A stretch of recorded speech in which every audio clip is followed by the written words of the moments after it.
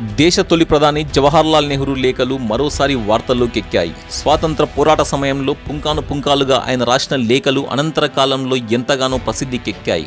బ్రిటిషర్ల చెరలో జైలు జీవితం అనుభవిస్తూ కూతురు ఇందిరకు రాసిన లేఖలైతే సంకలనాలుగా వెలువడి ఎంతో ఆదరణ కూడా పొందాయి. జయప్రకాష్ నారాయణ్ వంటి రాజకీయ ఉద్దండులు మొదలుకొని భౌతిక శాస్త్ర దిగ్గజం ఆల్బర్ట్ ఐన్స్టీన్ దాకా ప్రముఖులెందరితోనూ నెహ్రూ జరిపిన ఉత్తర ప్రత్యుత్తరాలు లోక ప్రసిద్ధం. చక్కని రచనా శైలికే గాక అద్భుతమైన అభివ్యక్తికి వాటిని నిలువెత్తు నిదర్శనంగా చెప్తుంటారు.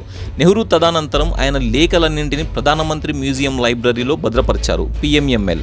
అయితే వాటిని యూపీఏ హయాంలో 2008లో కాంగ్రెస్ అగ్రనేత సోనియా గాంధీ వాటన్నింటినీ తన నివాసానికి తరలించుకుపోయిన వైనం ఇప్పుడు రగడకు దారితీస్తోంది. నెహ్రూ లేఖలతో కూడిన ఏకంగా 51 పెట్టెలను సోనియా తరలించుకొని వెళ్లారని ఆరోపిస్తున్నారు. వాటన్నింటినీ తిరిగి ఇవ్వాల్సిందిగా PMML తాజాగా సోనియాను కోరింది. కనీసం జిరాక్స్లో PDFలో అయినా అందజేస్తే భద్రపరుస్తామని విజ్ఞప్తి చేసింది. దాంతో అసలు నెహ్రూ లేఖలను సోనియా పనిగట్టుకుని తీసుకెళ్లాల్సిన అవసరం ఏమొచ్చింది? అందుకెవరెవరు అనుమతించారు? 16 ఏళ్లుగా తన వద్దే ఎందుకు ఉంచుకున్నారు? ఎందుకు తిరిగివ్వడం లేదు? అంతగా దాచాల్సిన అంశాలు ఆ లేఖలో ఏమున్నాయి? వంటి అనేక ప్రశ్నలు తెరపైకి వస్తున్నాయి. వీటన్నింటినీ సమాధానంగా అన్ని వేళ్లు నెహ్రూ ఎడ్వినా లేఖల వైపే చూపిస్తుండటం విశేషం. ఎడ్వినా నాటి వైస్రాయ్ లార్డ్ మౌంటైన్ భార్య. ఆమెకు నెహ్రూకు మధ్య చాలా సాన్నిహిత్యక సంబంధం ఉంది. నిజానికి బహిరంగ రహస్యం కూడా. అప్పట్లో రాజకీయ వర్గాల్లో నిత్యం అందరి నోళ్లలోనూ నానిన అంశం కూడా అని చరిత్రకారులు చెబుతున్నారు. నెహ్రూ ఎడ్వినా సాన్నిహిత్యానికి వారి నడుమ సాగిన లేఖలు అద్దం పట్టాయి. దాంతో అవి వెలుగు చూడకూడదని సోనియా భావించారు.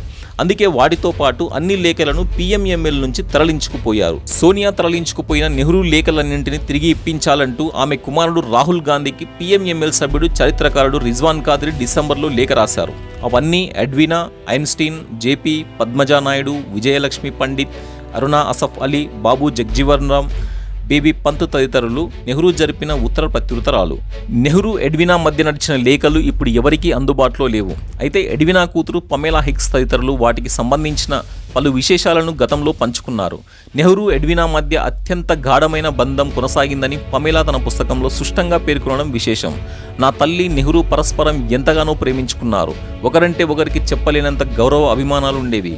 దీన్ని నేను ఎన్నోసార్లు గమనించాను. మా అమ్మ తానెంతగానో తప్పించిన ఆదర్శ సహచర్యాన్ని పండిత్జీ నెహ్రూ రూపంలో పొందింది. అయితే వారిద్దరి మధ్య శారీరక బంధానికి అంతగా అవకాశం లేకపోయినప్పటికీ నిత్యం తమను చుట్టుముట్టి ఉండే సిబ్బంది తదితరుల వల్ల ఏకాంతం దొరకడం గగనంగా ఉండేది. ఎడ్విన్ భారత్ వీడే ముందు నెహ్రూకు ఓ ఉంగరం ఇవ్వాలని భావించారు.